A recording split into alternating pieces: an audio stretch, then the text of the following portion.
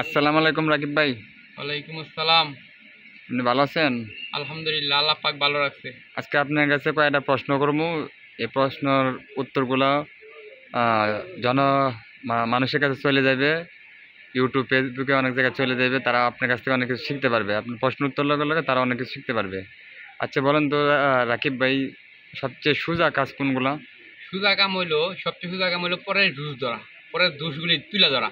এটাই সবচেয়ে এটা সোজা কাম। সবচেয়ে সোজা কাজ। হ্যাঁ, হ্যাঁ, অনেকে তো মনে করেন মানে মানুষের দোষ ধরতে খুব পছন্দ করে, এটা সহজ একটা বিষয়। এটা সবচেয়ে সোজা কাম। আর সবচেয়ে কঠিন কাজ কোনটি? সবচেয়ে কঠিন কাম নিজের সংশোধন হইয়া ভালো হইয়া চলা, মিথ্যা কথা না বলা, পরের হক না মারা, পরের চুরি না করা, মাইসের মধ্যে গিবত না খাওয়া, পাঁচ ওয়াক্ত নামাজ পড়া, আল্লাহ রাস্তায় চলা, হালাল হারাম খাওয়া। এটা সবচেয়ে কঠিন কাম। এটা তো বর্তমান মানুষের মধ্যে খুব কঠিন একটা কাজ। এটা তো এই সব দিক কিন্তু পাওয়া যায় না।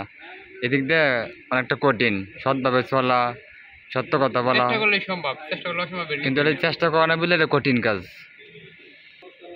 আচ্ছা রাকিব ভাই, কোন কথাতে মানুষ রাগিয়া যায়? হক কথা কইলে মানুষ খুব রাগিয়া যায়। তার কারণ কি? আল্লাহ বলতেছে বিসমিল্লাহির রহমানির রহিম, আল হক্কু মুররুন, হক কথা দিতার মতো লাগে, শুনতে খুবই ভালো, হক কথা দিতার মতো লাগে। যারা জ্ঞানী লোক তারা বাজারে দেখবেন টমেটো আর করলা কিনে, আর যারা একটু অজ্ঞানী এরা করে বোয়াল মাছ, ইলিশ মাছ, গরু গুস্ত খাইলে চুলকানি, অ্যালার্জি। ঠিক আছে, এমন কথা যদি হক বলবেন, শুনতেও না যায় খারাপ, কিন্তু আসলে ওটা হক, ওর সত্যতা কইলে কষ্ট লাগে। পরে পরে সে বুঝে না এটাই এটাই ঠিক।